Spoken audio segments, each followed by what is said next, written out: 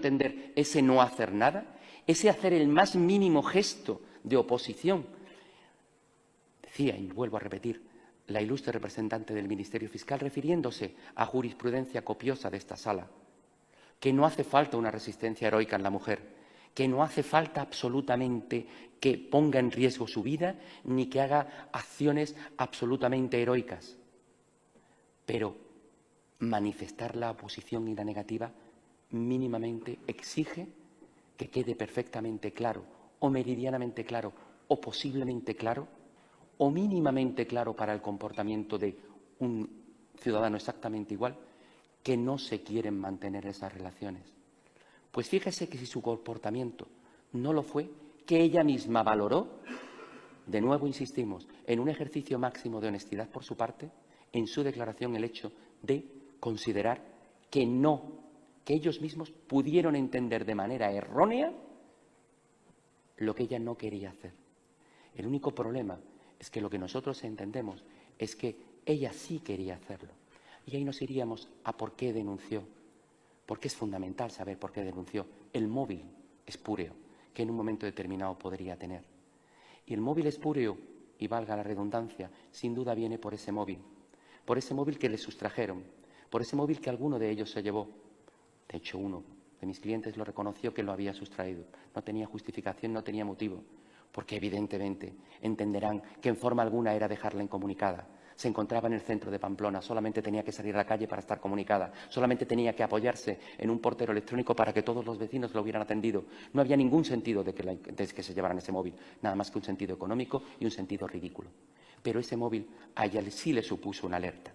Y le supuso una alerta porque, curiosamente, a la policía local 405, mujer que le tomó declaración, le reconoció que efectivamente ella sabía que habían grabado con el móvil y eso le dio miedo.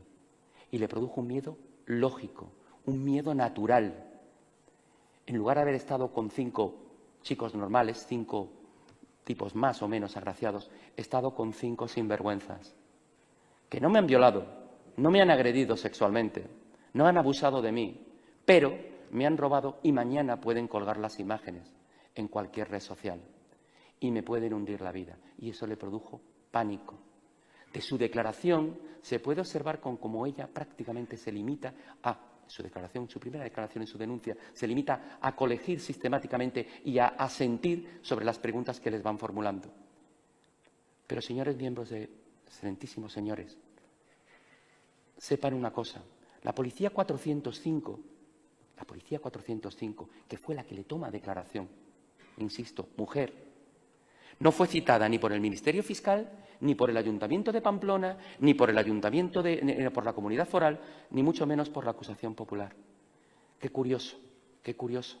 Se citaron a más de 25 policías y no se citó a la gente que le prestó declaración. Y no se la citó porque muy probablemente esa agente de policía sí había manifestado que no se creyó la versión. Y cuando se le preguntó por qué no hizo constancia en la denuncia que recogió de ese dato, dice que lo hizo casi, si se me permite, por proteger a la chica, dado que evidentemente eso igual no le iba a suponer nada positivo el hecho de que se supiese que las grabaciones estaban, porque en ese momento nadie sabía el contenido de las grabaciones y si realmente existían. Y es muy curioso, y al hilo de las grabaciones, el hecho de que en los hechos probados no se haga referencia alguna a algo que sí que objetivamente es indubitado, las imágenes, el contenido de las imágenes. Es muy perfectamente, y así lo hicimos exponer cuando lo planteamos como tal, que el hecho de que alguien en un momento determinado se pueda someter al capricho y al abuso de 5 personas, en alguna de las imágenes se podía haber visto algún gesto de dolor, de asco, de pena, de temor. Y es absolutamente incierto, no se ve absolutamente nada. Las imágenes son interpretables a todas luces y no se hace ninguna referencia. Pero es absolutamente permítaseme la expresión, injustificado, que se hable en los fundamentos de derecho de gritos de dolor, cuando no aparecen reflejados esos gritos de dolor en los hechos probados. Y es algo que forma parte de una imagen. Que se hable de un acorralamiento cuando no se hace referencia en los hechos probados de ese acorralamiento. Para nada. Y simplemente parece que se intenta hilar en esos hechos probados como dando una especie de justificación innecesaria, por errónea, de unos hechos que en forma alguna pueden ser considerados delictivos. El cruce de voluntades que en un momento determinado se produjo en ese portal, en el peor de los extremos, fue equívoco. Me puedo llegar a imaginar, y haciendo un ejercicio de voluntarismo, que ella, en el peor de los extremos, no se plantease haber entrado a ese portal a mantener relaciones sexuales. Situémonos en ese escenario.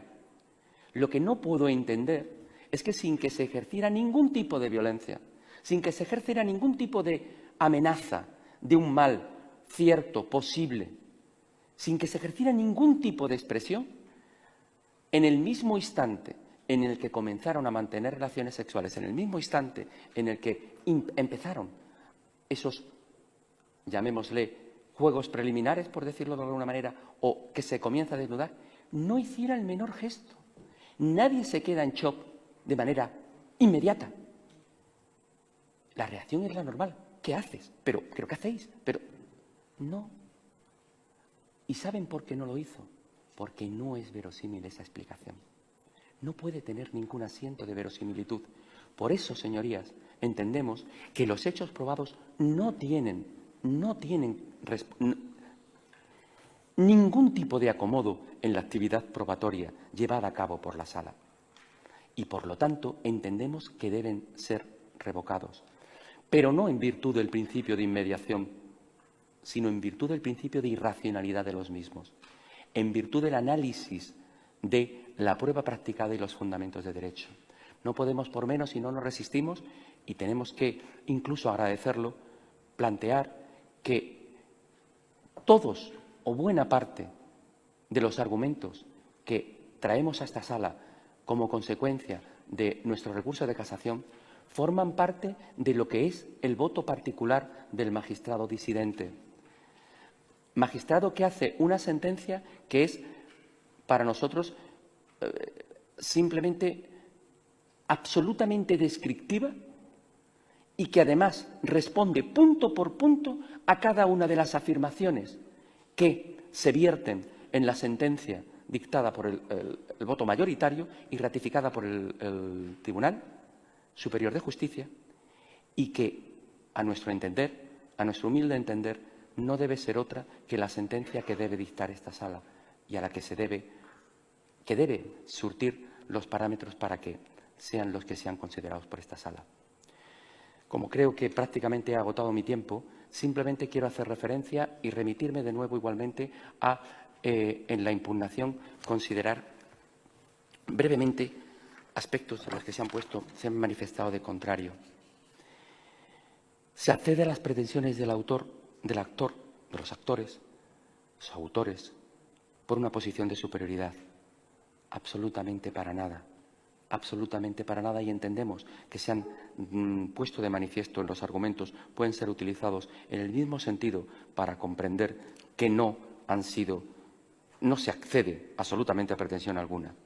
No hay miedo. No hay miedo. Pero no hay miedo porque ella lo reconoce. No hay dolor, no hay daño. Es verdad, no es necesario que haya daño, las lesiones no son necesarias. Pero permítaseme recordar que es muy curioso que una chica que es sometida a relaciones sexuales anales manifieste que no hay dolor y no manifieste que previamente había mantenido unas relaciones, unos juegos preliminares previos que intentaran evitar ese dolor. Ella en ningún momento consideró que tuviese el menor síntoma de agresión por su parte. En ningún caso. Y se preguntaba, ¿qué tenía que hacer la denunciante? Simplemente decir que no. Se ha utilizado una frase algo paradigmático y que se ha convertido prácticamente en un eslogan. No es no. Y es que no podemos por menos que compartir esa frase. Claro que no es no. Pero para que sea no hay que decir no. Y hay muchas maneras de decir no. Mínimamente, implícitamente, no hace falta a lo mejor decir no, pero intentar gestionar mínimamente una reacción negativa para que desde la parte contraria se pueda entender claramente que todo lo que va a ocurrir a partir de ahora es de su exclusiva responsabilidad y tiene que asumir la responsabilidad de ello. Nada más lejos de la realidad. Simplemente un gesto, simplemente una mínima oposición, simplemente manifestar que no, de alguna manera. Nos resulta absolutamente increíble que se hable de gritos de dolor cuando la denunciante manifestó de manera sistemática y categórica: no sentí dolor. Más bien al contrario, lo que se pone de relieve en el informe y lo que se pone de relieve en todo momento es que los sonidos que se escuchan son gemidos y jadeos. Pretender extraer de la expresión gemidos y jadeos dolor es simplemente un ejercicio inadmisible en la redacción de la sentencia. Por último, señoría, queremos agradecer a la Sala, en mi nombre, la atención dispensada. Igualmente agradecer tanto al Ministerio Fiscal aquí representado como al Ministerio Fiscal que ejerció este duro procedimiento que nos ha llevado 3 años de nuestra vida en el Ayuntamiento de Pamplona. Igualmente, sinceramente, agradecer el muy noble y leal trabajo que han realizado las acusaciones, porque ha sido en buena fe, en buena lid, y hemos mantenido siempre y en todo momento los mínimos, yo diría que incluso los máximos, respetos a la hora de ejercer nuestro trabajo. Y simplemente terminar diciendo que la condena de un inocente representa una quiebra absoluta de los principios básicos de libertad, seguridad y justicia que fundamentan el contrato social.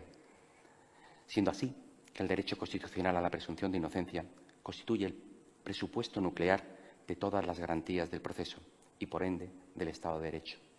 Pocas veces he tenido la consideración de defender a 5 personas que son absolutamente inocentes. Ahora solamente le queda a esta ilustrísima sala, a sus excelencias, reconocer esa situación de inocencia. Muchas gracias, señor letrado.